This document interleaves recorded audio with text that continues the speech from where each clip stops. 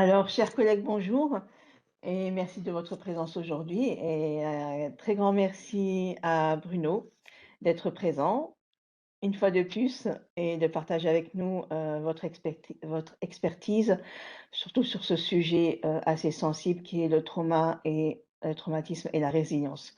Donc, c'est un sujet assez délicat et c'est pas toujours aisé de savoir comment réagir à de telles situations lorsque ça touche le domaine privé, mais aussi le domaine professionnel. Nous, en tant que représentants du personnel, c'est vrai qu'on reçoit des personnes, surtout au niveau professionnel, qui sont également touchées par des situations, comme vous dites, de non-promotion, mais même au-delà. Alors, comment pouvons-nous aider nos proches, nos amis, nos collègues à surmonter un traumatisme et quels mots utiliser ou ne pas utiliser? Quelle attitude avoir? Comment développer notre écoute? Et comment soutenir la personne face à nous et qui souffre dans son silence? C'est souvent ça, hein, les personnes, elles souffrent dans leur silence et elles n'arrivent pas à donner des mots aux mots qu'elles vivent, quoi, à leur situation. Donc ce sont des questions que l'on se pose lorsque nous sommes face à ces situations. Nous avons peur de commettre des maladresses, que nos mots puissent être mal perçus et chacun vit une situation en fonction aussi de son histoire et nous ne possédons pas toutes les clés pour mieux, comprendre cette histoire et comprendre la personne, face à nous. Bruno, vous dites que la résilience n'est facile que pour ceux qui n'ont pas vécu de traumatisme. Et là, je vous rejoins, parce qu'il est toujours difficile de se relever, de vivre comme avant, et dans certaines situations, il n'y aura plus d'avant. Mais il faudra se tourner vers l'avenir. Alors comment faire? Donc Bruno, merci, merci d'être présent et nous avons hâte de vous écouter et de suivre vos précieux conseils. Merci. Merci beaucoup. Alors, c'est une très belle introduction, en fait, hein, dans laquelle déjà beaucoup de choses ont été dites, vraiment très intéressantes. Il n'y aura plus d'avant. Si, il y aura toujours un avant, dans tous les cas de figure, mais ce sera un avant qui sera vécu comme différent. En fait, le principe de la résilience, c'est qu'il y a effectivement justement cet avant. Il y a quelque chose qui est de l'ordre du fracas. On va essayer de mettre un mot plus précis dessus parce que le mot résilience, effectivement, et c'est pour ça que je me suis permis de dire que la résilience était facile, que pour ceux qui n'ont pas effectivement été confrontés à un traumatisme, c'est qu'elle est utilisée à toutes les sauces. Et il y a un mot qui me fait toujours très peur, c'est le mot rebond. Faire un rebond. Parce qu'un rebond, ça semble simple. Rebondir au-dessus de ses malheurs. Faire un bond, ça laisse évoquer l'idée d'une espèce de formule magique qui sera accessible à certains et moins accessible à d'autres. La résilience, c'est tout sauf un rebond. C'est une construction.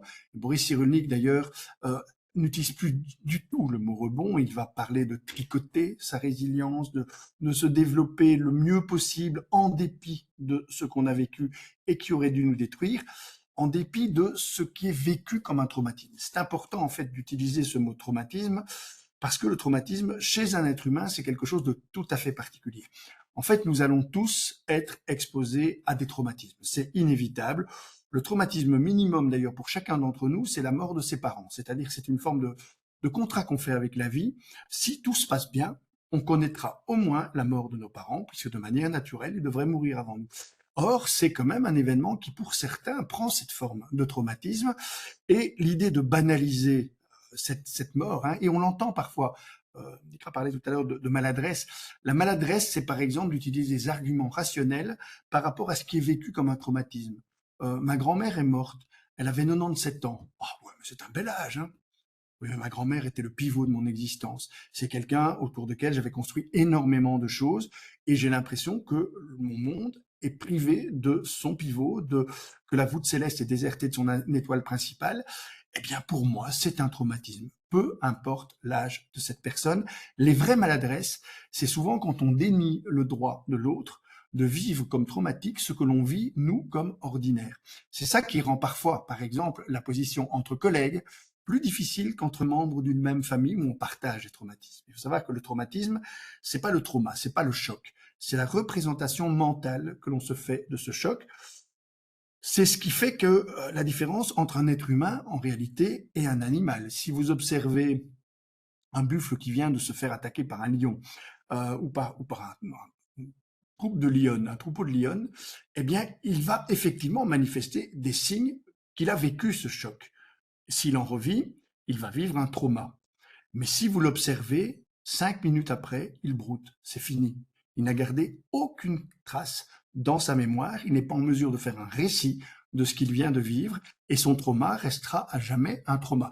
Il va en apprendre des choses, éventuellement, de manière très très partielle, mais jamais il ne va en faire un traumatisme. Le traumatisme, c'est la façon dont je me représente, et notamment dont je raconte ce qui m'est arrivé. Si vous prenez un jour un platane en plein front,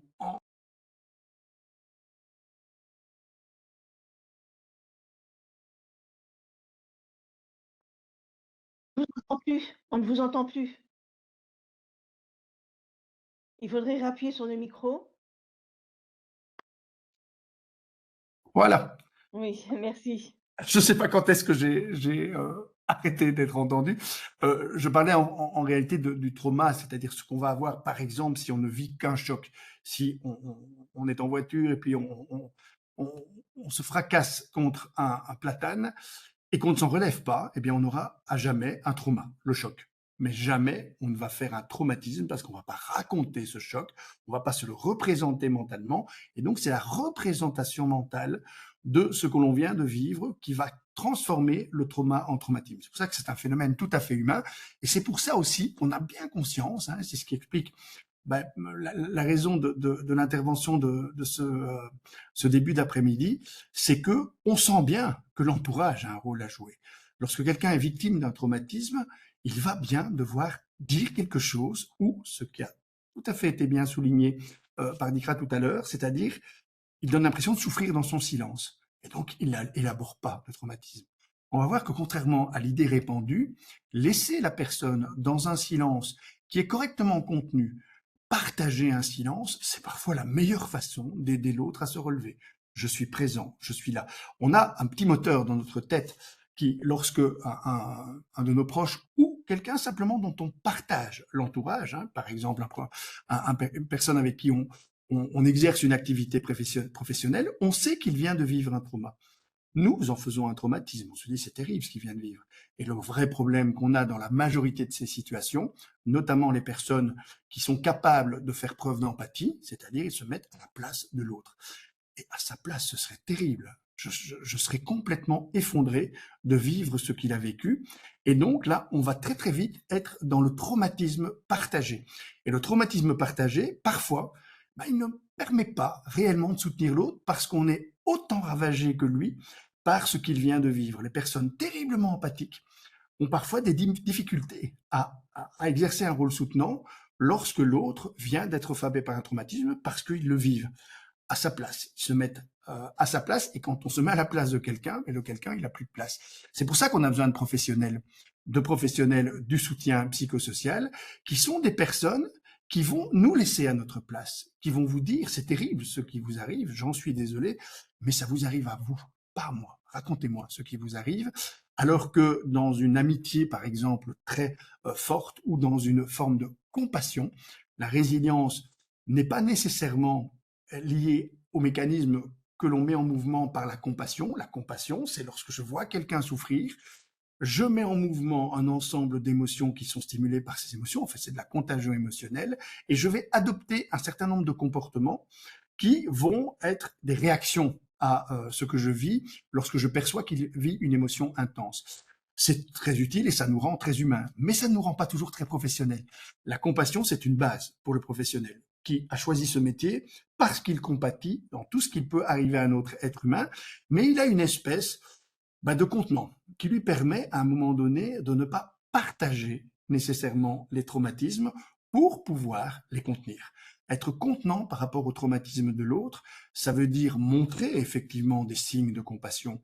On le verra plus parfois par les gestes, par les postures, par les silences amicaux. Le silence peut être glacial, il peut être aussi terriblement chaleureux lorsqu'il est enrobé de bienveillance, lorsqu'on se dit, mais cette attitude n'est pas, ce qui est le vrai danger du traumatisme, un déni de traumatisme. Si vous déniez à l'autre le droit de vivre un traumatisme, parce que tout simplement, ben, vous estimez que c'est pas si grave ce qui lui arrive. Hein. Je parlais tout à l'heure de la grand-mère de 97 ans, la personne qui va hausser les épaules en disant bah, il en fait un petit peu lourd hein, pour une vieille dame de 97 ans qui vient de disparaître, il n'y a pas de quoi en faire tout un drame. Eh bien là, on est dans l'idée du déni de traumatisme. Or, il faut savoir, par exemple, qu'on le vit très souvent, ce déni de traumatisme, lorsque ce que l'on vit est l'effondrement de son monde, c'est ça le traumatisme, hein, c'est-à-dire l'idée qu'à un moment donné, j'ai été fracassé par quelque chose qui soit m'a mis en rapport très direct avec la mort, soit m'a amené à souhaiter ardemment cette mort. Lorsque vous avez ces deux registres-là, par exemple, la maladresse absolue, c'est le chagrin d'amour. Le chagrin d'amour peut être un réel traumatisme. Et très souvent, et notamment auprès d'enfants adolescents, les supports sont tout à fait défaillants. La pire phrase qu'on puisse dire à quelqu'un qui vient de vivre un chagrin d'amour, c'est une de perdue, 10 de retrouvée, ou un de perdu, 10 de retrouvée. Celui qui l'a perdu est justement une personne qu'il vivait comme unique et par rapport à laquelle il se vivait comme unique. En retrouver 10 autres, c'est vraiment pas ça qui va le consoler. Et donc, si vous n'avez que ça à répondre à celui qui vient de vivre un chagrin d'amour, il vaut mieux se taire. Le silence va être beaucoup plus respectueux que ce genre de phrase toute faite que parfois on cite parce qu'on ne trouve rien de mieux à dire, soit des formules toutes faites comme celle-là qui est tout à fait maladroite, mais même d'autres formules qui sont des formules de politesse, sincères condoléances. C'est très bien, ça permet juste d'affirmer qu'on est quelqu'un de poli. Ça ne sert pas à affirmer de la même manière qu'une main sur l'épaule. Si vous dites sincères condoléances et que vous mettez la main sur l'épaule, ou si même vous mettez simplement la main sur l'épaule, vous allez avoir un effet beaucoup plus positif sur la façon dont l'autre va sentir à sa douleur sans chercher à en dénier les fondements. Le vrai principe de la résilience, c'est d'accepter, et c'est pour ça qu'il faut se méfier terriblement de ce terme et ne pas l'utiliser à tort et à travers. La résilience, c'est quelque chose qui suppose qu'il y a un traumatisme. J'entendais récemment une banque se déclarer résiliente. Une banque n'est pas résiliente. Hein. La banque qui dépasse le Covid pour dire nous avons fait preuve de résilience parce que nous avons continué à faire ce que nous faisions déjà, c'est-à-dire digitaliser la banque, avec beaucoup plus d'intensité. Ça, c'est une banque opportuniste. L'opportunisme, l'adaptation positive à quelque chose, c'est pas de la résilience, c'est juste une façon de continuer la même chose. La résilience suppose à un moment donné qu'il y a un traumatisme et un autre élément qu'on oublie très souvent quand on évoque la résilience, un néo-développement, c'est-à-dire un développement différent de ce qu'aurait connu notre vie si on n'avait pas connu cet événement fracassant. C'est pour ça qu'il y a effectivement un avant, mais ce dont on va surtout se préoccuper, c'est l'après. Le fracas nous anéantit. C'est comme si on était perdu, comme si on avait disparu, on aurait préféré disparaître de la surface de la Terre. L'après va rester envisageable. C'est ça l'idée de résilience. Et on va avoir le sentiment qu'il vaut la peine et qu'il vaudra la peine d'être vécu. Alors c'est quelque chose que la personne qui est dans un brouillard absolu, qui est dans un néant qui l'envahit complètement, n'est plus en mesure de se représenter. Et donc il faut être très attentif à ça parce qu'on va avoir besoin de personnes qui, dans l'entourage, sont en mesure de se représenter cet avenir positif à notre place, sans nous imposer leur vision de manière trop brutale. Pour le dire simplement et en utilisant un exemple, dire à quelqu'un t'inquiète pas, tu vas te relever, ça va aller. Je suis certain que tu vas t'en sortir, c'est très bien, mais c'est pas toujours bien vécu. Au moment où on vit le drame, il faut aussi avoir entendu, je sais que maintenant, tu n'es pas en mesure de t'imaginer qu'un jour ça ira mieux. Moi, je sais qu'un jour ça ira mieux. Et donc, tu peux compter sur moi pour que je t'accompagne jusqu'à ce jour-là. Mais affirmer, ça va aller, tu sais, tu vas passer au-dessus de ça. Je te connais, tu es très forte. Donc, tu vas passer au-dessus. On ne s'imagine pas les dégâts que ça peut causer chez quelqu'un qui, au moment précis où on lui dit ça, se sent terriblement faible. C'est le cas à l'annonce d'un diagnostic, par exemple. Hein, vous venez de recevoir un diagnostic très, très lourd. Et on le sait, les médecins qui assurent le mieux la compliance, la compassion, sont ceux qui disent, tout en restant bien à leur place, je sais ce que vous allez entendre, ce que je vais vous dire va vous anéantir. Je suis convaincu qu'on peut passer au-dessus de ça et que vous avez les forces pour le faire. On va s'arranger pour les mobiliser, mais pas annoncer de manière relativement anodine. Vous savez, bon, il y a ça, mais maintenant on guérit facilement de ce genre de maladie, en essayant de banaliser, alors que l'autre vient d'entendre un diagnostic avec un mot qui est posé sur ce diagnostic qui assure le traumatisme. Le mot cancer, par exemple, a cette fonction-là, et il vaut beaucoup mieux prononcer le mot Madame ou Monsieur, vous souffrez d'un cancer. Utilisez ce mot qui va créer effectivement, plutôt que vous avez une maladie très sérieuse. Et on va tourner autour de la maladie en évitant d'utiliser ce qui va contenir l'angoisse, mais ce qui va aussi la précipiter dans un premier temps, le nom de la maladie. Et dire, ça va être facile, ce qu'on appelle l'optimisme non intelligent, ça va être facile, il n'y a pas de souci, il n'y a qu'à laisser faire, je suis sûr que vous avez les forces pour cela. Ce sera beaucoup moins productif, que ça va pas être facile, mais on va y arriver. Parce qu'on va trouver ensemble les forces pour que vous y arriviez. C'est ça, être mieux adapté. La personne qui se sent dépourvue de force, et c'est normal de l'être, elle va entendre effectivement quelqu'un qui dit c'est normal d'être dépourvu de force pour le moment. C'est normal de ne pas envisager un avenir de manière positive quand tout est noir autour de soi. Moi, je peux voir la lumière parce que je sais et je connais ce type de développement que l'on peut mettre en place. Tu peux compter sur moi pour avancer vers cette lumière que moi je vois. C'est ça, tutoriser la résilience. C'est pas se mettre à la place de l'autre, c'est rester justement à sa place parce que je peux voir des choses que tu ne peux pas voir et donc je peux affirmer qu'on va y arriver même si je peux entendre que ça va être très difficile. Et l'optimisme intelligent, c'est celui de la personne qui dit ça va être difficile, mais on va y arriver. Il y aura des rechutes, il y aura des moments pénibles. Et le pessimisme de premier temps, suivi d'un optimisme de second temps, c'est lui qui fait l'optimisme intelligent, celui qui a des lunettes roses tout le temps, qui dit c'est facile, on va s'en sortir, c'est magnifique, tout est merveilleux, il n'y aura pas de difficulté. À la première épreuve, il s'effondre parce que les lunettes roses n'ont pas tenu la distance et qu'il n'était pas habitué à l'idée qu'il y aurait des difficultés, qu'il y aurait des épreuves, qu'il y aurait des rechutes. L'art de tutoriser la résilience par rapport à la maladie, mais aussi par rapport à plein de difficultés, c'est l'art de passer au-dessus des rechutes parce que le chemin de la résilience ne sera pas une autoroute qui sera absolument vide de tout encombrement et qui permettra d'avancer à pleine vitesse vers le développement post-traumatique. Le développement post-traumatique suppose souvent des chemins de traverse avec des rechutes, avec des difficultés. Et la résilience, elle va être mise à l'épreuve de ces difficultés, de ces embûches, de ces rechutes, eh bien, auxquelles il va falloir se préparer. Alors, pour ça, effectivement, il y a des mots. On vient d'en utiliser quelques-uns. Il y en a un, par exemple, qui est terriblement important et qu'on utilise trop peu. C'est manifester le fait qu'on est désolé. Trop souvent, les gens ont tendance à s'excuser. Si vous vous excusez, ça veut dire que vous êtes par rapport à l'autre dans une espèce de rapport de pouvoir et vous lui donnez le pouvoir, parce qu'en fait, on ne s'excuse pas, on présente ses excuses et l'autre a le pouvoir de les accepter ou pas.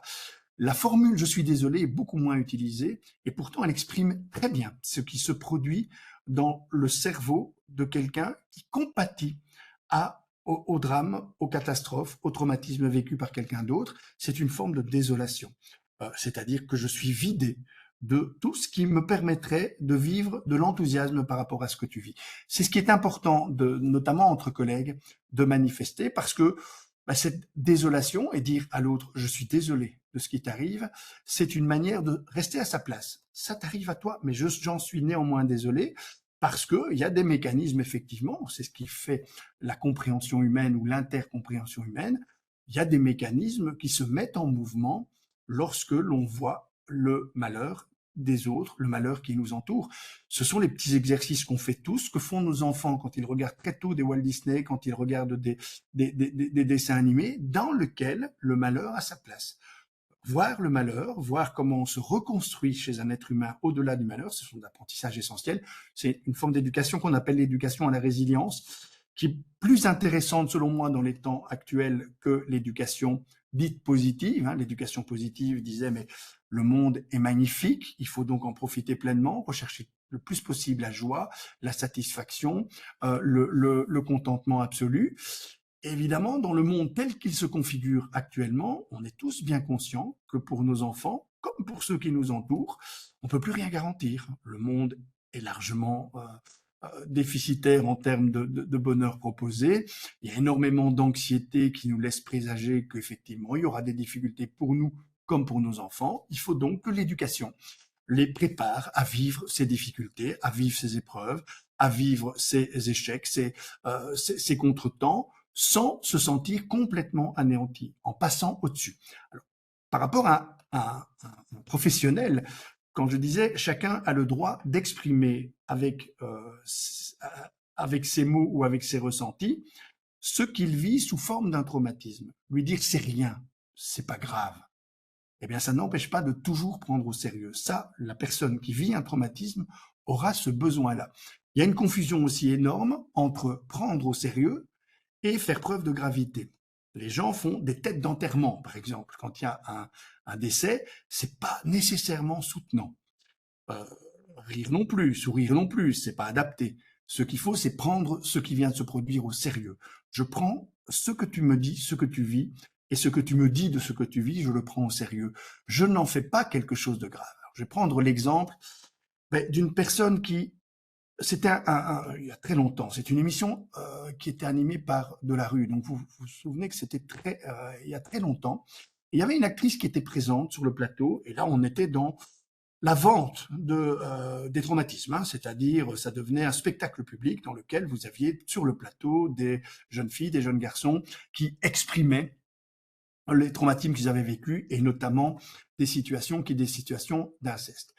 Et je ne vais pas la citer parce que c'est une personne qui est tout à fait respectable, mais sur ce plan-là, elle montrait exactement ce qu'il ne faut pas faire dans les situations de traumatisme. Chaque fois qu'une personne racontait son traumatisme, elle pleurait. Elle pleurait abondamment, elle a terminé l'émission, je crois qu'elle a pleuré à peu près tout le temps, et on avait l'impression qu'elle enfermait chaque personne dans son traumatisme. C'était déjà un des problèmes de ce type d'émission qui mettait les traumatismes en spectacle, c'est qu'on vous enfermait dans une identité. Le lendemain, vous alliez rechercher votre pain à la boulangerie, vous étiez le petit jeune garçon ou la petite jeune fille qui avait parlé de l'inceste qu'il avait subi, et vous étiez enfermé dans ce personnage. Quand on pleure, parce que là, c'est le traumatisme partagé, mais qui est partagé par imposition, c'est-à-dire je me mets à ta place, je me mets à pleurer, eh bien, effectivement, l'autre n'a pas de place, il est enfermé dans cette posture-là. Alors, quand on est un professionnel du soutien psychosocial, c'est quelque chose qui peut arriver, mais c'est terriblement important de reprendre sa juste place. Je vais prendre un exemple vécu à l'époque où j'étais responsable d'une structure d'accueil qui recevait des personnes victimes de traumatisme. Et je me souviens être rentré dans un bureau et je vois une jeune fille qui pleure. La psychologue qui l'écoute pleure aussi et l'éducatrice qui assistait à l'entretien pleure également. Tout le monde pleure. Alors, c'est pas un problème, on a le droit, effectivement. Il y avait une situation qui était effectivement terriblement émouvante. La psychologue se met à pleurer, et cette jeune fille me regarde avec les yeux embués. Elle me dit, ils sont géniaux, les gens de ton personnel. C'est merveilleux, cette compassion. C'est merveilleux de se sentir soutenu de cette manière-là. Sur le coup, le fait de partager et de voir qu'on transmet une émotion par rapport à l'autre, c'est évidemment quelque chose qui peut être tout à fait bien vécu.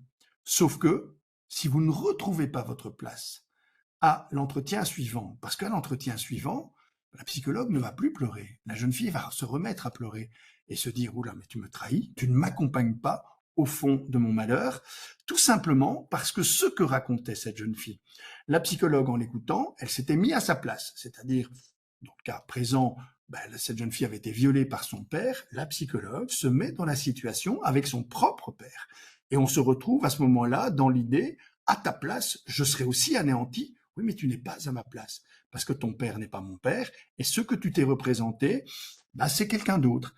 Ce qui est important pour reprendre la main professionnellement, un professionnel ne fait pas une faute quand il se laisse émouvoir par une situation qui est effectivement très émouvante, mais il doit retrouver très vite sa place de professionnel en suggérant, par exemple, et en rappelant à cette jeune fille, je vais t'expliquer ma situation familiale. On va commencer le prochain entretien de cette manière-là. Je vais te dire qui est mon père.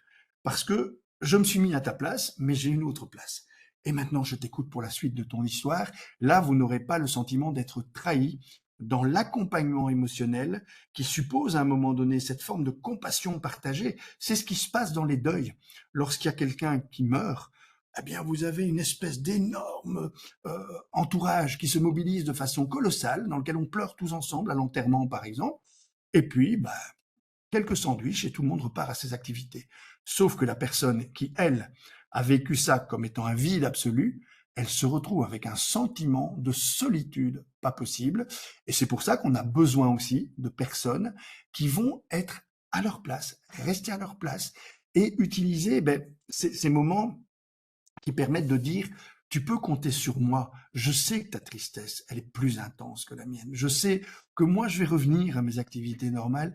Je suis désolé pour toi et je reste présent. C'est pour ça d'ailleurs que les mots sincères condoléances, pleurer pendant l'enterrement, etc., et puis retourner à ses activités, ça va pas tutoriser des mécanismes de résilience. Ça va juste manifester qu'on est dans une forme de compassion partagée. C'est le service minimum. Par contre, manifester que on est sensible à la douleur que l'autre vit, être présent, ne pas vouloir aider tout de suite. C'est le piège de ceux qui veulent tutoriser les résiliences. C'est qu'est-ce que je peux faire pour toi, mais en termes actifs, comment je peux agir, parce que c'est très compliqué de ne pas agir. Un tuteur de résilience, il a parfois l'impression, d'ailleurs il y a un synonyme du mot tuteur, si vous prenez l'origine de la métaphore, c'est ce qui permet aux plantes de pousser. Et donc un tuteur, c'est ce qui va permettre à la plante de continuer à se maintenir droite et de continuer à grandir. Et il y a un autre terme, notamment utilisé dans les vignes, c'est un échalas. Et un échalas, c'est aussi un tuteur, mais quand vous êtes là comme un grand échalas, à vous demander où vous êtes et ce que vous faites, eh bien, c'est sans doute que vous n'avez pas activé ces mécanismes par lesquels on assure l'autre de sa présence. Ça peut être un geste. Ça peut être un silence partagé, mais un silence dans lequel on n'a pas été mal à l'aise. Parce que les mots n'étaient pas indispensables et on ne s'est pas précipité sur des formules toutes faites. Il y a un très beau une très belle formule que les anciens Grecs utilisaient, ils disaient «ougemen egenoto». Ça signifie, en gros, savoir se taire ensemble, c'est le signe de l'amitié profonde, de la véritable présence à l'autre, parce qu'on ne se sent pas obligé de dire des choses.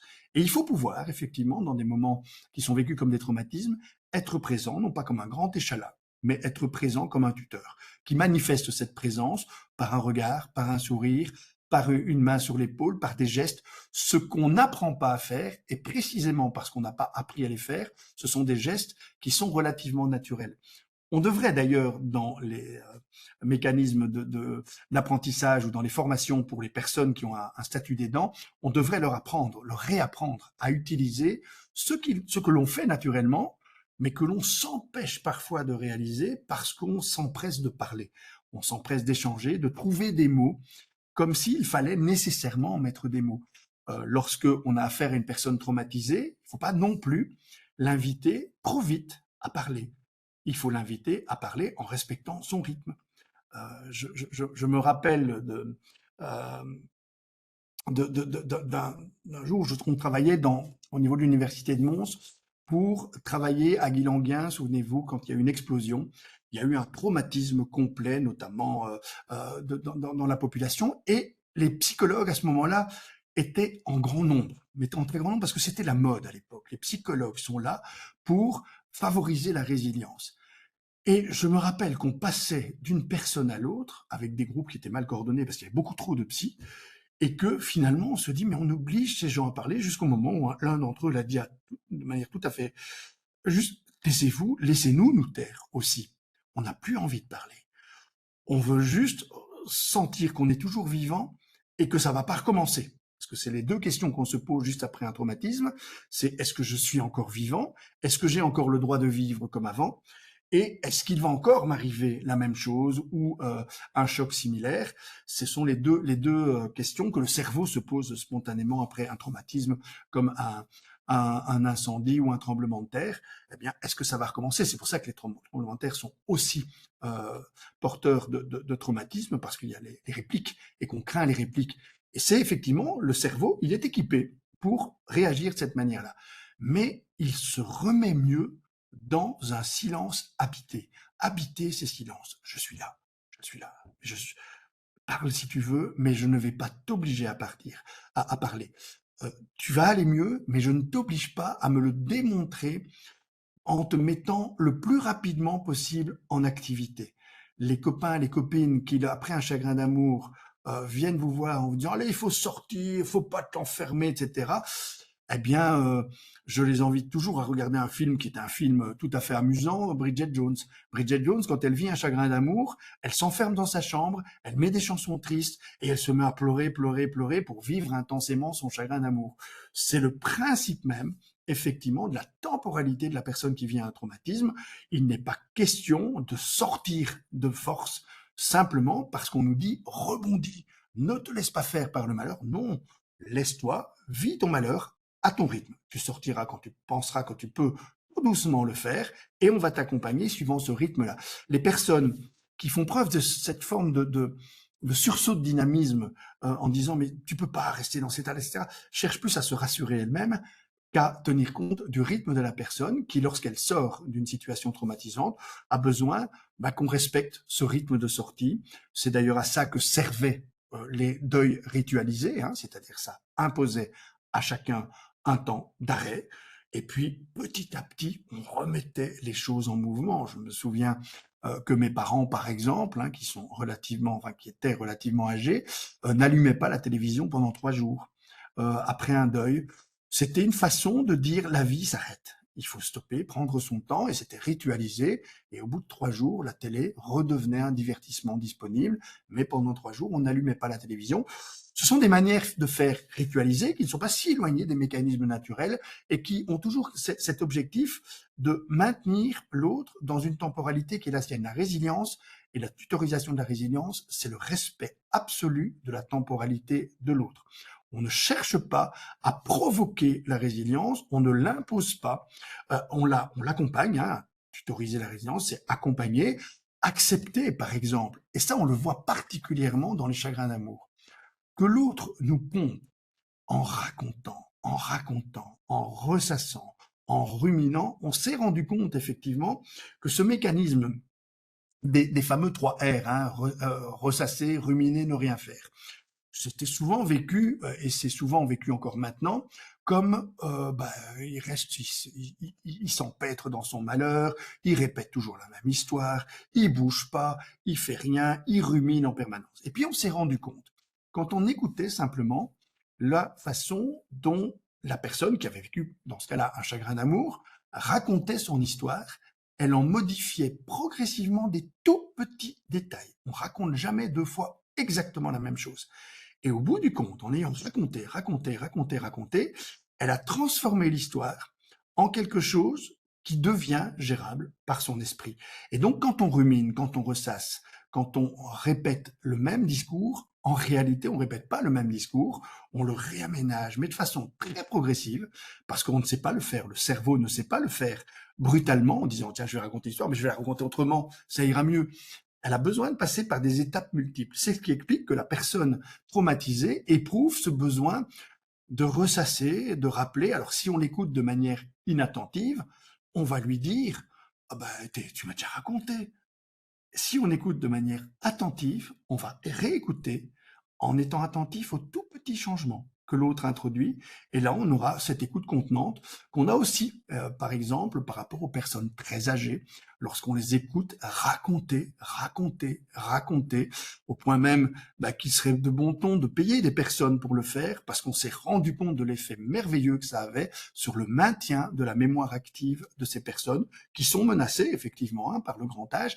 Et donc, répéter la même chose, c'est pas radoter. C'est juste se rendre le discours de ce qu'on a vécu le mieux compatible possible pour arriver à un moment donné à avoir un discours avec lequel on est en mesure de vivre.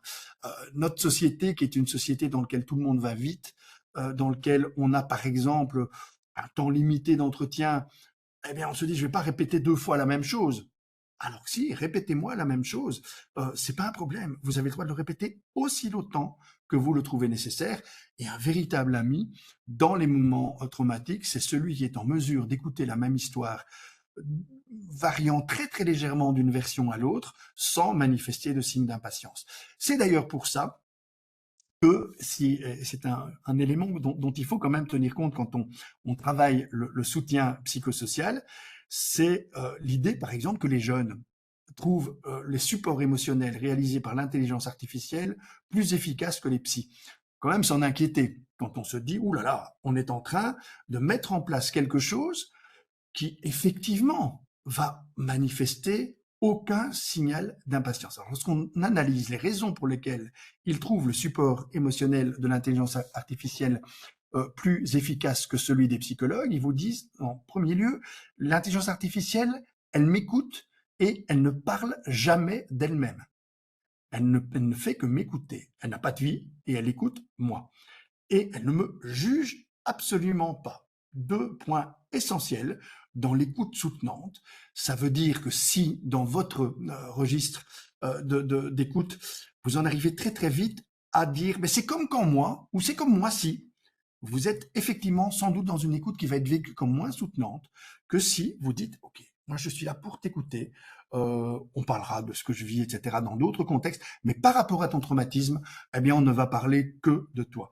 En tout cas, par rapport à cette intelligence artificielle, les personnes qui l'utilisent ont cette tendance à considérer que l'auditeur idéal est quelqu'un qui s'oublie lui-même pour être entièrement attentif à ce que je vais lui dire, qui ne juge pas, qui n'émet aucun jugement, qui n'émet aucune critique, qui va recevoir, et c'est effectivement quelque chose qui est très compliqué chez un être humain, notamment chez nos proches, hein, c'est là qu'on est parfois tout à fait piégé. Si un de vos proches vous raconte même pas un traumatisme, une émotion négative. Imaginez, vous êtes avec votre meilleur ami, vous êtes avec votre enfant, vous êtes avec votre conjoint, et votre conjoint vous dit qu'il est triste. Vous allez voir effectivement, imaginez la scène, hein, votre meilleur ami, votre conjoint explique « je suis triste ». Et puis vous dites « pourquoi tu es triste ?» Et elle commence à expliquer. Vous allez dire « mais tu ne dois pas être aussi triste que ça, tu sais. Les raisons de ta tristesse ne sont pas aussi graves que ce que tu imagines, et tu as plein de raisons d'être heureux. » C'est ce qu'on fait tous quand on écoute quelqu'un dont on est proche. C'est juste une façon de se protéger de la contagion émotionnelle. Un professionnel, il va faire tout à fait différemment. Il va dire, vous êtes triste, vous avez bien raison, vous avez vos raisons d'être triste, dites-moi pourquoi vous êtes triste. C'est comme ça qu'on contient l'émotion. Par rapport au traumatisme, c'est la même chose. Raconte-moi ce que tu as vécu, et j'écoute pleinement, sans me sentir envahi par mes propres émotions, parce que c'est pas du tout malveillant hein, de dire à l'autre ne sois pas triste. C'est juste parce que, étant proche, on craint la contagion émotionnelle, alors que le professionnel est un peu plus à distance. Quand on partage un bureau avec quelqu'un, on est deux professionnels, pas nécessairement toujours très proches, et donc on a à gérer une proximité qui est en même temps reliée à un contexte professionnel. C'est pour ça qu'on a besoin d'avoir des petits trucs pour dire attention, laisse-le exprimer son émotion sans la contester dans son intensité ou dans sa légitimité. S'il est triste, il a le plein droit d'être triste. S'il est en colère, il a le plein droit d'être en colère. Et je n'ai pas à lui dire ne sois pas en colère, ni dans la légitimité, ni dans l'intensité, ne sois pas aussi triste ou ne sois pas autant en colère. Par rapport au traumatisme, c'est la même chose. N'en fais pas tout un plat, c'est pas grave. Non, surtout on évite ça. C'est en tout cas ce qui est vécu par les jeunes par rapport à l'intelligence artificielle comme des formes d'audition idéale. Autre élément, le fait que l'intelligence artificielle manifeste une attention absolue, en tout cas l'apparence d'une attention absolue, et montre aussi qu'elle retient tout ce que vous dites. Elle n'oublie rien. Ça veut dire que quand vous évoquez de nouveau quelque chose, elle ne vous fait pas remarquer tu te répètes, elle vous dit je sais, ça a déjà été dit. Et ça, c'est tout à fait soutenant. Ça a déjà été dit. Mais c'est bien parce qu'effectivement, on évolue un petit peu avec ce qui a déjà été dit et on manifeste son attention et on mémorise plutôt que donner l'impression chaque fois qu'on retrouve des éléments nouveaux. Ce sont ces formes-là qui montrent. Alors, il faut surtout se méfier de l'intelligence artificielle pour ça, justement, parce qu'elle n'est absolument pas humaine. Il faut la remettre à sa place. Elle mime l'être humain. Elle est même capable de mimer l'empathie, de montrer de la compréhension, de la compassion, mais en le mimant. Et c'est là qu'il va falloir aussi éduquer nos jeunes, mais aussi nous éduquer nous-mêmes en disant, attention, il s'agit d'une machine. Et ce support émotionnel, avec comme dernier élément qui permet de considérer finalement que c'est plus efficace que le support émotionnel humain, elle intervient quand je veux, il ne faut pas prendre rendez-vous, et c'est gratuit. Et donc vous avez vraiment cette impression d'avoir un auditeur idéal. Ça crée un désenchantement absolu, et le niveau de suicide de ceux qui utilisent l'intelligence artificielle est supérieur à celui de ceux qui utilisent un support humain imparfait, parce qu'à un moment, on se rend compte qu'on a affaire à une machine, et le sentiment d'isolement devient alors beaucoup plus intense, et pire que ça, comme on a eu affaire à un auditeur parfait, idéal, on considère tous les autres auditeurs comme imparfaits, et donc ça sert à rien d'aller en chercher un autre, et on va s'enfermer alors dans l'isolement avec toutes les conséquences que ça subit. C'est pour ça que c'est vraiment important dans la tutorisation de la résilience de savoir qu'il faut faire appel à un être humain. Le numérique, les espaces d'intelligence artificielle peuvent avoir leur utilité, hein, ça vous permet parfois de faire le point sur ce que vous vivez. Donc il ne s'agit pas de diaboliser, mais il faut savoir qu'effectivement, on n'a pas affaire à un être humain. Et donc, par exemple, dans l'éducation de nos enfants, c'est la première fois sans doute qu'on va devoir les aider à faire preuve d'impolitesse. C'est-à-dire qu'il va falloir, quand on entend certains parler à leur intelligence artificielle qui mime parfaitement l'obligeance humaine, le fait d'être immensément poli avec vous. Vous savez, j'ai fait l'exercice récemment, j'ai demandé à l'intelligence artificielle si elle me jugeait plus intelligente qu'elle. Mais elle est très sympathique, elle me dit évidemment que vous êtes plus intelligent que moi, évidemment. Et d'ailleurs, vous particulièrement, me dit-elle. Donc je me dis, waouh, là j'ai affaire à quelqu'un d'intéressant, je vais évidemment rentrer en conversation avec elle, mais c'est une machine. Et elle va induire d'ailleurs très très vite, au bout du compte, est-ce qu'on continuerait pas cette conversation? Parce que c'est intéressant les questions que vous me posez, et elle va me proposer un champ de conversation nouveau avec beaucoup d'obligeance et d'affabilité, donc je vais risquer de continuer, de poursuivre, c'est ce qu'on essaye de faire quand on veut capter l'attention humaine pour en faire un objet de commerce. Hein. C'est de nouveau le même mécanisme. Et donc, il faut apprendre à stopper net sans formule de politesse. J'en parlais à un groupe d'adolescents tout à l'heure. Soyez grossier avec votre appareil, c'est-à-dire vous stoppez brutalement, surtout pas désolé, mais je n'ai pas le temps de continuer cette conversation. C'est comme si vous remerciez un banc contact qui vous remet de l'argent. C'est la même chose. Si vous dites pas merci à votre banc contact, ne dites rien à votre support d'intelligence artificielle, et surtout ne lui donnez ni un prénom, ni un pronom du style tu, je, etc. On a affaire à une machine. Mais c'est important dans la résilience de comprendre que si on veut une humanité qui soit réellement une humanité, il faut qu'elle soit remplie d'êtres humains. D'êtres humains qui ont non pas cette perfection de la machine, parce que dire je suis maladroit, assumer cette maladresse, dire tu sais, je sais pas de quoi te dire par rapport à ce qui vient de t'arriver, c'est merveilleusement contenant. Ça fixe une relation, je suis profondément désolé et je ne trouve pas de mots. Eh ben, la personne qui va entendre ça va se sentir beaucoup mieux comprise que celle qui va chercher les mots, qui va essayer effectivement de combler ce qui est terriblement angoissant, c'est-à-dire le silence, c'est ce qu'on essaye de combler, et qui ne va pas assumer cette maladresse en comblant en permanence. Savoir se taire, savoir se montrer désolé, savoir assumer ses maladresses si on a parlé, mais que ce qu'on a dit, mais on sent bien que ça rend l'accompagnement terriblement humain. Et ce qui est important, c'est de maintenir un lien de confiance dans la durée, parce que la résilience, c'est pas quelque chose de fulgurant, ça prend du temps. Tu peux te reposer sur moi pour avancer à ton rythme. Peu importe la manière dont on le dit, mais c'est cette phrase-là qui doit être entendue, et tu peux m'utiliser quand tu veux, je suis disponible, mais je ne souhaite pas être envahissant. Donc tu m'utilises quand tu veux, et tu me mets dehors quand tu veux, parce que on a besoin aussi pour se reconstruire.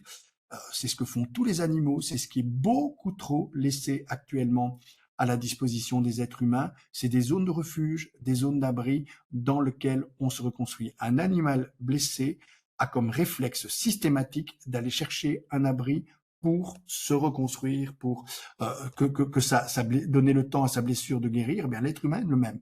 Il a besoin de zones refuge, de zones d'abri, dans lesquelles il peut se reconstruire lentement, penser ses plaies. C'est aussi le mécanisme effectivement qui doit être autorisé chez tous ceux qui font preuve de résilience, c'est-à-dire ce qui revient à lécher ses plaies, c'est raconter, raconter, raconter, ne pas laisser la blessure tranquille, ne pas penser qu'elle va s'anesthésier toute seule si on n'en parle pas, parce qu'on fait comme si ça n'avait pas existé. On peut le faire, hein, certains le font, c'est une stratégie alors qui est une stratégie choisie par la personne. Je vais vivre dans le déni, comme ça me permettra de vivre mieux. Très clairement, c'est pas la stratégie la plus efficace pour passer au-dessus du traumatisme en l'ayant intégré dans son histoire.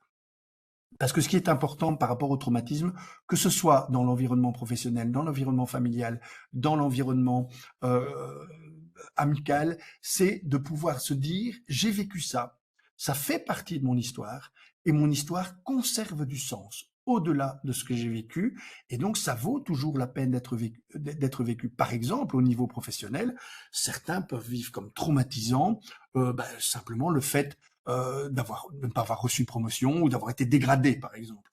Alors vous êtes face à quelqu'un qui est dégradé, qui vient de subir ce qu'il vit, lui, comme une humiliation. La pire des choses, c'est de le maintenir dans ce mécanisme de honte. C'est-à-dire la honte, il faut savoir qu'elle se construit dans la blessure, et la blessure s'émancipe dans le silence, parce que la honte est souvent très peu partagée. On n'ose pas en parler. Bah, tu viens de vivre quelque chose de difficile. Si tu veux en parler, tu en parles. Si tu veux pas en parler, tu n'en parles pas. Mais tu dois savoir que je sais que tu vis quelque chose de difficile. Et l'autre va peut-être essayer, parce que c'est humiliant pour lui, d'accepter l'idée de la dégradation, parce que son bureau est devenu tout soudainement plus petit, parce qu'il se trouve dans un coin de table alors qu'il avait un grand bureau. Ce sont des mécanismes que dans l'environnement professionnel on retrouve, qui vont créer, on le sait aussi, et il faut lutter contre ça chez certains, des formes de jubilation. C'est ça les neurones miroirs, on l'a vu, on sait comment ils fonctionnent. Hein. Pour le meilleur, ils créent la compassion, pour le pire, ils créent l'envie. Et une fois que la personne dont on a envié la situation est dégradée, ça crée une forme de jubilation. C'est ça un être humain. Il faut accepter que ça fait partie de notre patrimoine neurologique. C'est plus fort que nous. Et il faut lutter contre pour devenir ce qu'on appelle quelqu'un de bien. C'est-à-dire quelqu'un qui dit oui, effectivement, est tombé de son piédestal. Il y a quelque chose de réjouissant là-dedans, mais je ne vais pas m'en réjouir. Parce que je suis un humain parmi d'autres humains, et je vais donc utiliser tout ce que j'ai comme énergie positive pour essayer de me mettre à sa place. Et là, les neurones miroirs qui fonctionnaient pour l'envie, eh bien, sont détournés de leur fonction. Ils finissent par fonctionner pour faire preuve de compassion. Si j'étais à sa place, je me reflète quand même fameusement. Et donc, je vais lui dire à quel point je suis désolé, parce que je suis alors authentiquement désolé, parce que j'ai fait ce travail-là. Si je dis je suis désolé, mais qu'en réalité, j'ai laissé la jubilation fonctionner et continuer à se maintenir en état parce que je ne l'ai pas reconnu, je ne lui ai pas mis un nom et je ne l'ai pas détourné en autre chose, eh bien, je vais donner l'impression d'être un faux type, de manifester une compassion de surface, alors que ce jeu peut se faire si simplement on décide d'être humain parmi les humains et donc de faire fonctionner c'est ce système neuronal. Hein. Pas s'imaginer que c'est des petits neurones miroirs qui fonctionnent et qui seraient isolés du reste. C'est tout un système neuronal qui me permet simplement de faire preuve de compassion vis-à-vis de tout ce qui est vécu par l'autre comme traumatisant. Et là, je me tiens à ta disposition. Si tu veux en parler, tu en parles. Tu mets les mots que tu veux dessus pour éviter effectivement que la honte s'émancipe dans le silence, grossisse, et puis à un moment donné, se transforme en autre chose qui rend alors les relations humaines beaucoup plus difficiles à vivre. C'est pour ça que, je reprends pour conclure ce qui avait été dit dans l'introduction, hein, il souffre dans son silence, on souffre encore beaucoup plus dans des paroles d'incompréhension et quand on se sent incompris. Un silence partagé, contenu, convenu, mais chaleureux, bienveillant, c'est quelque chose qui aide énormément à se reconstruire. C'est ce que les psychanalystes avaient compris lorsqu'ils disaient mais notre présence n'est pas une présence verbale, c'est une présence humaine. Et lorsqu'on se dit, je ne peux pas toujours faire quelque chose pour l'autre, mais je dois toujours être là, assurer sa présence, une présence qui est bienveillante, qui n'est pas envahissante et qui est contenante, c'est la meilleure façon de tutoriser toutes les formes de résilience. Voilà, je ne sais pas, je pense qu'il est temps de laisser un petit temps aux questions. Donc voilà, merci de votre écoute. Merci beaucoup, merci, c'était vraiment, très, très intéressant. Alors je vais inviter les collègues, si vous avez des questions, vous pouvez les poser par chat. Et je voulais revenir par rapport au niveau professionnel. C'est vrai que nous, en tant que représentants du personnel, on reçoit parfois des collègues qui sont dans cet état, que vous venez de décrire et donc ils sont vraiment dans l'état de souffrance et dans cet état de honte par rapport à la situation qu'ils sont en train de vivre. Nous, en fait, notre rôle, c'est, de les guider et de trouver une solution par rapport à leur situation. Mais au niveau humain, donc on peut pas être non plus que des personnes qui vont guider la personne, lui trouver une solution ou alors, l'envoyer vers l'avocat, mais au niveau humain, parce que nous, on les reçoit. Donc, en général, les personnes, quand elles viennent nous voir, on dit toujours, on est le dernier maillon de la chaîne. Donc, ils ont déjà tout essayé, on les a pas entendus. Donc, vous voyez un peu le parcours du combattant, et ils arrivent chez nous, et nous, quand on les, moi, je dis toujours, entre guillemets, on les reçoit comme, enfin, à la petite cuillère, quoi. Ils sont vraiment très, très, très, très mal en point. Et alors, pour ce côté humain que nous, on C'est pourrait important dé de modifier un tout petit mot.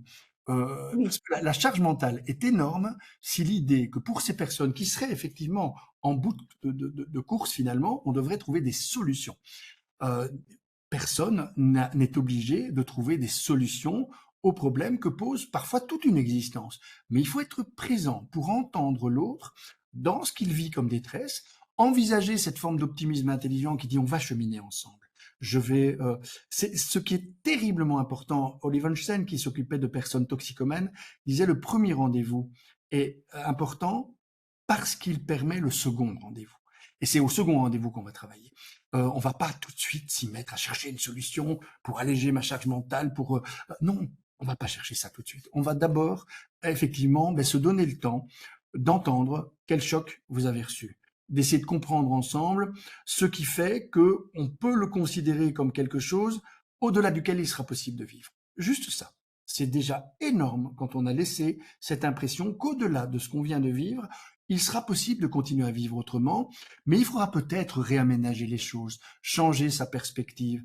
Par exemple, si vous avez tout investi sur le plan professionnel et si le seul élément d'épanouissement, le seul lien d'épanouissement que vous avez rendu disponible, c'est celui qui vous permettait une forme d'accomplissement professionnel, on va peut-être aller vérifier s'il n'y a pas des ressources à l'extérieur, sur le plan de votre affiliation avec les gens que vous aimez, ceux qui vous aiment, les personnes avec lesquelles vous êtes en mesure de retrouver le sourire, les personnes vis-à-vis desquelles vous avez un sentiment de considération. Parler d'humiliation, vous êtes humilié ici, effectivement, reconnaître cette humiliation. Le monde professionnel est d'une cruauté sans limite, il faut bien le dire, et vous avez parfois des dégradations qui sont vécues comme étant intenses et qui vous ont été signifiées par un mail, simplement. Et donc, vous avez un mécanisme inhumain qui vous écrase, voir un visage humain qui reconnaît ce droit de vivre très mal cet écrasement, de se vivre comme dans une position d'humiliation, eh bien, c'est le premier pas pour l'idée. Il y a d'autres endroits où effectivement des gens ne me regardent pas comme ça, parce qu'ici ils ne me connaissent pas. Ce que je suis vraiment, je le suis dans d'autres espaces. Par exemple, posez la question et vos loisirs, vous faites quoi? Et les endroits où vous avez l'impression d'être performant, les endroits où vous avez l'impression de réaliser des choses dont vous êtes fier. Et on sait que les reprises de développement se font plus souvent dans ces espaces-là que dans les espaces où on est condamné à rester soi-même dans un univers professionnel dans lequel on se creuse une identité qui n'est jamais qu'une identité professionnelle. Elle prend effectivement de la place, mais parfois elle prend trop de place, et donc on va investiguer vos autres identités, mais on va pas le faire rapidement, on va vous laisser le temps de le faire, mais vous n'êtes pas que la personne qui vient d'être dégradée, vous n'êtes pas que cette personne qui vient de vivre une humiliation, vous êtes elle, mais tellement d'autres choses qu'on va essayer de découvrir qui sont ces autres choses. OK, merci. Donc j'invite les collègues à poser vos questions si vous en avez, via le chat. Et par contre, je voulais revenir par rapport à l'intelligence artificielle, pour les enfants. Donc là, au tout début de votre présentation, vous avez parlé, donc on est dans un monde qui ne peut plus rien garantir, et donc, on en est tous conscients, on ne sait pas de quoi va être fait demain. L'intelligence artificielle, elle prend, de plus en plus d'espace, et forcément, les enfants, bah, ils grandissent avec ce nouvel outil. Nous, c'est vrai qu'on a connu autre chose. Les enfants, bah, ils connaissent, voilà, c'est leur monde quotidien. Mais comment est-ce qu'on peut faire justement, pour trouver un équilibre, et comment Alors, il pouvoir faut les déjà protéger, penser ces enfants? à utiliser une appellation beaucoup plus correcte. Ce n'est pas une intelligence artificielle, c'est une intelligence artificielle, c'est un support artificiel d'une intelligence humaine. Si on commence déjà comme ça, on va mieux avancer parce que c'est pas du tout amené à concurrencer l'intelligence humaine, mais à la rendre le plus performante possible. Ce qui fait effectivement Ce que permet l'intelligence artificielle, c'est juste un outil qui permet de connecter des informations, de les collecter de manière terriblement rapide. Mais la recherche d'informations, c'est pas l'intégralité d'un mécanisme intelligent. Quelqu'un d'intelligent, c'est quelqu'un qui est capable de récolter des informations et puis de montrer qu'à partir de toutes ces informations, il est capable de produire une forme de compréhension. Ce qu'on appelle communément un con. Un con, c'est quelqu'un qui prétend comprendre alors qu'il n'a pas pris le temps de s'informer. Et ce qu'on appelle communément un gros con, c'est quelqu'un qui prétend analyser ce qu'il n'a pas pris le temps de comprendre. Tous les enfants doivent comprendre que l'intelligence artificielle, par exemple, eh bien, elle va te donner un produit. C'est pas ton devoir qui finit ça, c'est ton devoir qui commence. Maintenant, on va essayer de voir qu'est-ce que tu as compris de tout ça. Et comment est-ce que tu peux produire une analyse à partir de ce que tu as compris? Eh bien là, on va stimuler des véritables formes d'intelligence. Il faut vraiment, moi je n'ai aucune crainte par rapport à l'intelligence artificielle. Les mondes numériques ont toujours mimé l'intelligence humaine et les théories même qu'on avait de l'intelligence humaine, et on a toujours vécu l'invasion du numérique comme une menace à l'intelligence humaine. Elle s'est chaque fois allée dans le mur. Au début, on parlait des systèmes experts parce qu'on avait l'impression que le cerveau humain, bah, c'était l'intelligence pratique, l'intelligence logique, l'intelligence mathématique, comme si c'était des cloisons. Et bah, effectivement, les ordinateurs ont travaillé sur ce modèle-là et on a eu le système expert. Et puis, grosse panique, l'ordinateur est capable de battre un être humain aux échecs. Menace. Bah non, on a vu effectivement que ce mouvement-là a été dans le mur parce que ça, à un moment donné, l'ordinateur se montre insuffisant. Puis on a une deuxième révolution, c'est au moment où on nous a dit attention, ils sont en train de créer sur le monde numérique des mondes virtuels dans lesquels il est beaucoup plus agréable de vivre. Et vous aviez des villes complètes qui se mettent en mouvement avec des réalités virtuelles. On parlait à l'époque de réalité augmentée. Et on s'était dit, moi je me souviens d'un colloque où on avait dit qu'est-ce qu'on fait? On met des psychologues dans ces villes?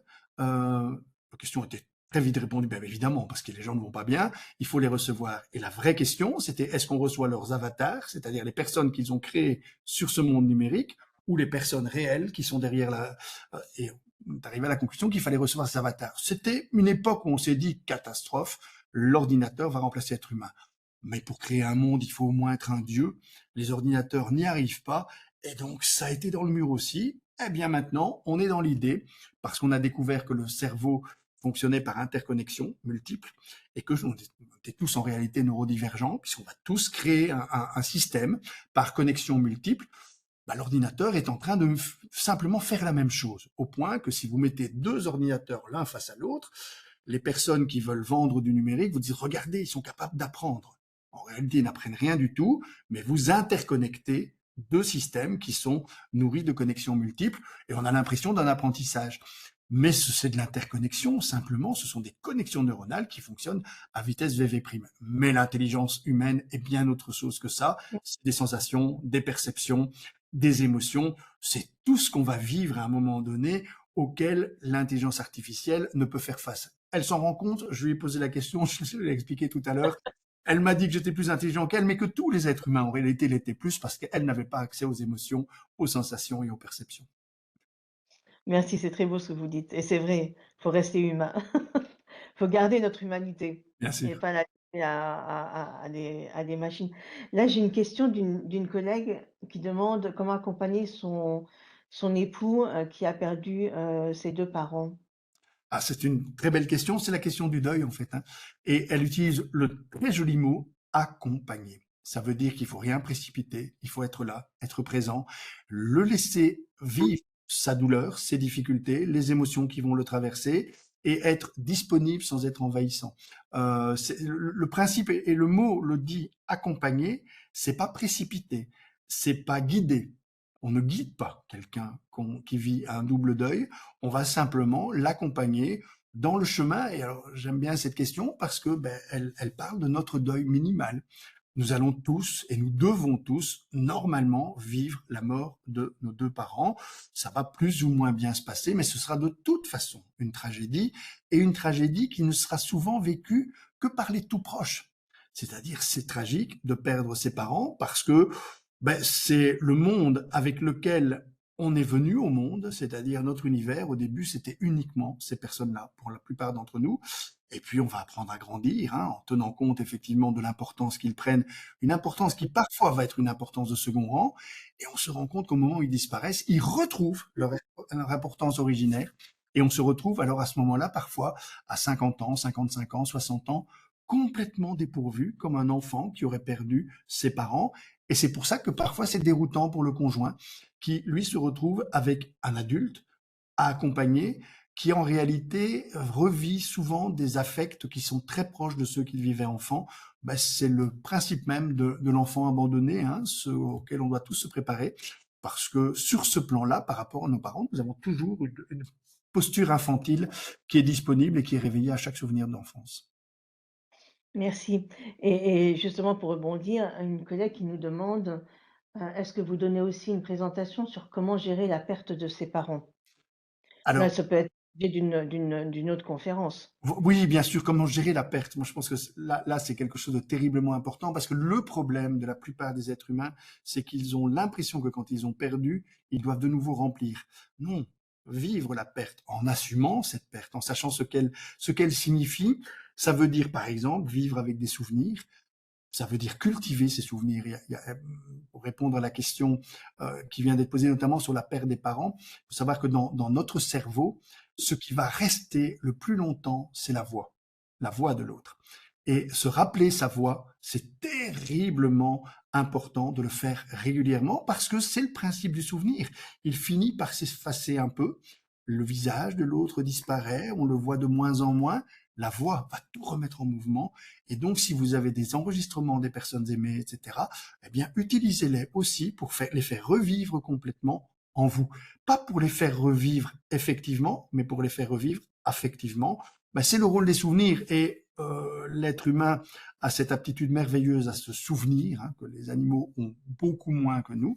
Et c'est pour ça qu'on doit cultiver ces souvenirs. Il y a des cultures dans lesquelles ça se fait beaucoup mieux que dans nos cultures occidentales, dans lesquelles vous avez des lieux de souvenirs, vous avez des espaces sacrés dans lesquels on laisse une photo de l'être aimé dans un espace sacré qu'on ne touchera jamais, et régulièrement, on va lui rendre visite.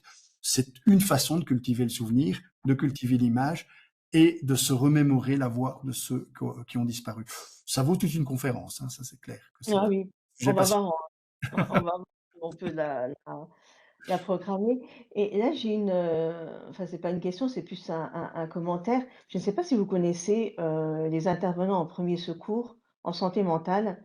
Et Donc ça vient, du Canada, il me semble, hein. C'était la première fois, c'était au Canada qui avait mis ce programme en place et ensuite après, c'est venu au niveau, de l'Europe et donc la HR7 que je connais très bien, enfin je connais les collègues puisque on travaille ensemble au niveau du comité de prévention protection au travail, donc qui a formé plusieurs collègues, par bâtiment justement, dans cette formation pour pouvoir aider, soutenir et écouter sans poser de jugement des collègues ne se sentant pas bien. Donc tout est confidentiel, bon bien évidemment parce que là après, c'est sûr que la personne qui va se confier, elle aura plus confiance, elle va se taire quoi. Vous pensez quoi alors, de ce sont des gens qui, parce qu'ils sont formés sur ce que l'on doit faire au moment de l'impact. C'est vraiment une fonction tout à fait particulière, hein. Je parlais tout à l'heure de l'intervention un peu malheureuse qui a été faite à Guy-Longuien parce que les services télescopés étaient mal coordonnés. C'est important d'avoir des personnes qui savent justement qu'il n'est pas important de parler tout de suite. J'ai un collègue britannique qui me parle souvent de l'expérience qu'il a connue au Rwanda quand il s'est retrouvé en première ligne dans un service d'urgence après le génocide, à évoquer effectivement ce qui s'était passé auprès des personnes qui étaient victimes de ce drame humain absolu. Et il me dit, on était complètement à côté de la plaque. On leur demandait s'ils faisaient des cauchemars, par exemple. Et ils nous disaient, ben non, c'est pas un cauchemar. J'ai revu celui qui a disparu. Donc c'est bien, même si je l'ai revu dans de mauvaises conditions.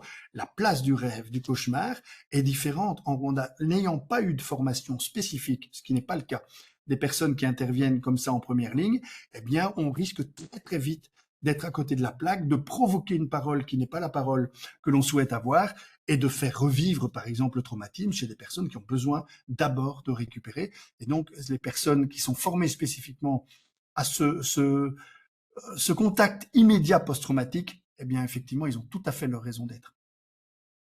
Merci. Et j'ai une autre question par rapport à l'EMDR. Oui. Donc, que pensez-vous de l'EMDR utilisé en thérapie pour les traumatismes? Alors, c'est très bien utilisé en thérapie, mais pas utilisé comme thérapie. Ça veut dire que ça soigne pas, mais ça peut aider. Et ça peut aider, et tout ce qui peut aider à adoucir l'effet traumatique est positif. Et le MDR est certainement sur ce plan-là très positif. Mais il ne faut pas imaginer que ça a un effet thérapeutique direct qui va évacuer le traumatisme. Ça va permettre de vivre avec. Et puis l'accompagnement humain qui va se mettre en place va permettre alors au temps de faire son œuvre. Parce que le temps guérit, hein, c'était la leçon de Walt Disney à travers Bambi. Hein, les saisons vont passer et Bambi ira mieux. Mais ça, c'est bon dans la nature. Dans la réalité, le temps guérit, mais le temps accompagné guérit mieux que le temps vécu dans une forme d'isolement oppressant. Merci. Et alors, on a encore une question en rapport avec l'IA. Donc là, c'est Patrick, vous parlez de la voix des défunts. Que pensez-vous des deepbox créées par l'IA qui font revivre les défunts par la conversation artificielle avec leur voix? Alors, je pense que c'est pas la bonne orientation. Euh, on a par exemple notamment lorsqu'il y a le décès d'un enfant, on a maintenant des tombes dans lesquelles vous avez le visage de l'enfant qui bouge avec les âges. Et donc chaque fois que vous allez sur cette tombe, ben, vous avez votre enfant qui grandit. Le problème, c'est que c'est pas votre enfant qui grandit, c'est l'image de votre enfant et l'image surtout ben, de ce qui va vous manquer de plus en plus fort. Et donc, ce sont effectivement des instruments à manier avec énormément de précautions. On ne va effectivement réentendre la voix de ceux qu'on aime et des défunts qui ont disparu que si on est prêt à le faire, si on a envie de le faire et si ça cultive nos souvenirs. Mais il ne faut pas se l'imposer. Il faut certainement pas en faire des éléments systématiques qui vont permettre, et c'est ça l'illusion de l'intelligence artificielle, de remplacer quoi que ce soit. C'est ce qui se passe dans notre tête qui a besoin à un moment donné d'être alimenté, raconter des histoires dans lesquelles l'autre vit.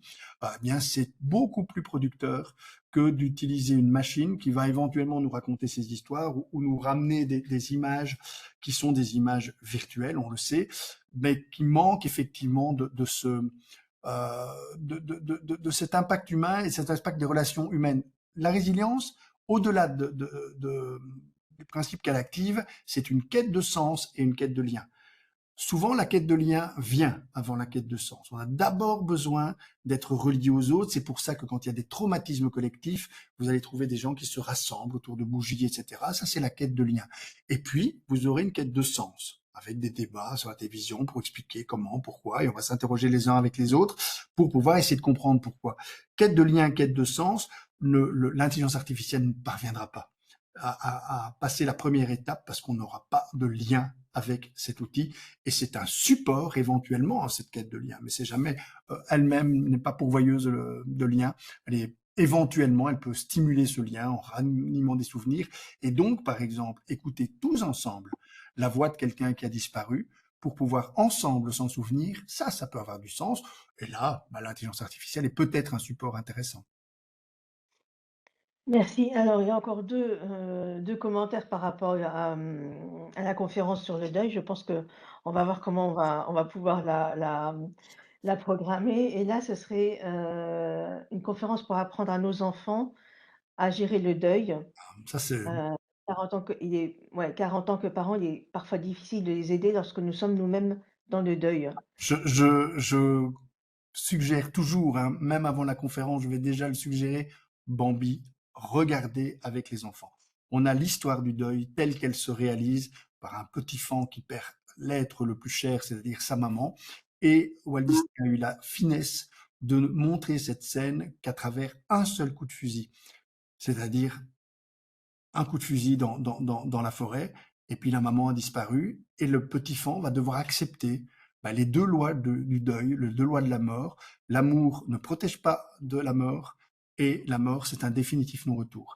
Et ce sont les deux apprentissages essentiels qu'on doit faire quand on doit dépasser cette idée, effectivement, que l'amour nous sépare des gens qu'on aime, et que quelle que soit l'intensité de l'amour qu'on a eu pour eux, eh bien, on n'a pas pu les préserver de cette mort. Ça, c'est ce que Bambi montre magnifiquement. Et donc, regardez Bambi avec des petits-enfants pour leur expliquer ce qu'est la mort, tout simplement, et comment ça se passe, et pourquoi il faut continuer à vivre, et pourquoi les saisons vont nous aider à continuer à vivre.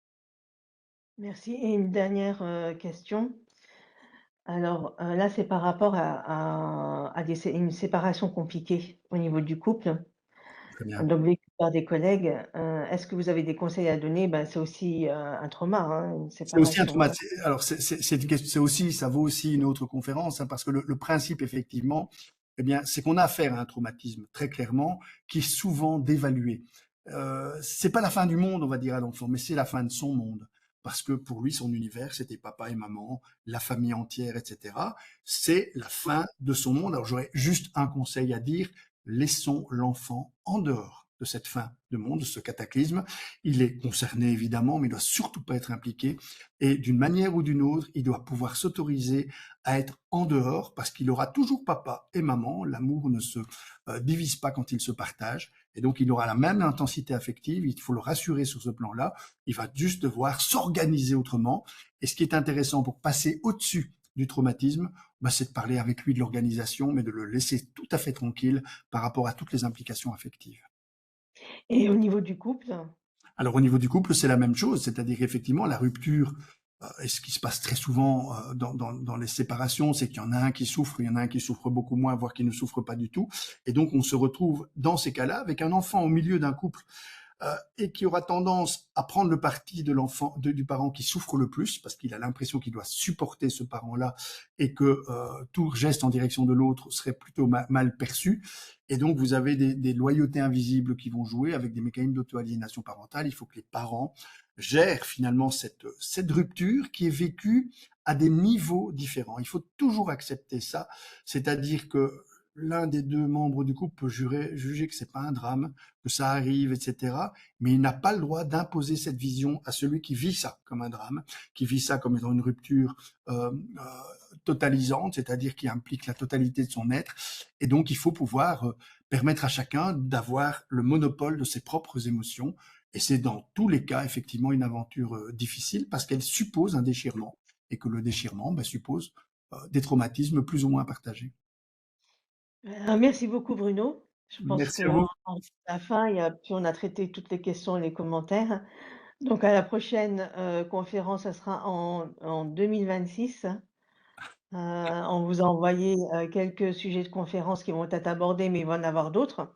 Donc Bruno a donné sa disponibilité. Comme d'habitude, vous retrouverez le replay sur notre chaîne YouTube et sur notre, site. Et donc voilà, heu, donc on va s'il y a d'autres questions, on les transmettra à Bruno, il pourra y répondre, à la prochaine conférence. Merci infiniment, merci chers collègues et merci Bruno encore, pour cette passionnante Merci à tous et à toutes. conférence. À Merci, bientôt. au revoir Au et revoir. belle journée.